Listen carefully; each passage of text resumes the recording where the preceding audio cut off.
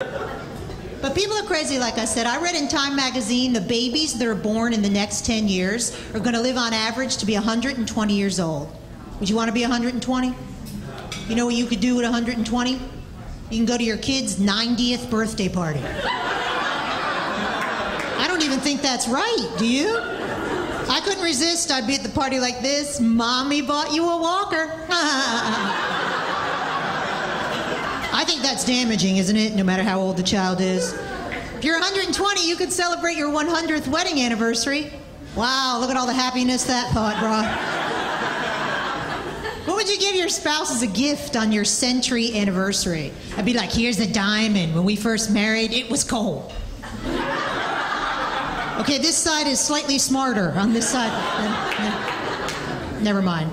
Anyway, my husband was born and raised in Virginia. Is anybody from Virginia? Name Virginia, spell Virginia, recognize Virginia on a map? Okay, we'll move along then. Evidently no one sharing this evening. He comes from what's called an FFV. You know what this is? A First Family of Virginia. They trace their heritage all the way back to colonial times. You're supposed to be impressed. Oh. I come from a long line of SOBs. Those are Sicilians off of the boat. Oh. Calls his grandmother Meemaw. You ever heard of that? Meemaw, that's your mother's mother in the South. We call my grandmother Sir. So it's a little bit different. And Meemaw's an evil little woman, and she's angry. I don't know if you have an in-law like this, and she hates my guts. And she's deaf, as in sign language deaf, which is cool. But every time I come in the room, evil little Meemaw is frantically signing. I think she's saying something like, as God is my witness, I shall rid my family of this Yankee whore, you know, but it could just be my imagination.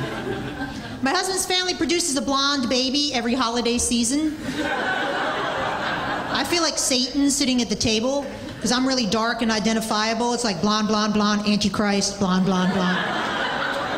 They're cute, but they look like the children of the corn. They're like, Auntie Yankee, come out in the field and play. I'm like, catch you later, Zebediah. I think I'm going to stay on the porch.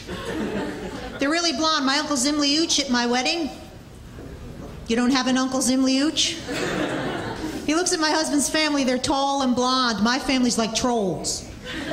It's like Lord of the Rings and The Great Gatsby. Oh, someone went to college.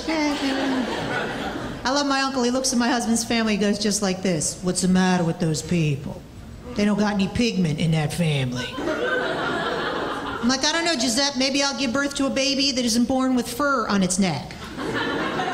Was that too Italian for some of you? Shave it down. It's a girl. Look how cute she is. It's like a little monkey girl. It's kind of... Okay, maybe that was too far. Maybe that was too far.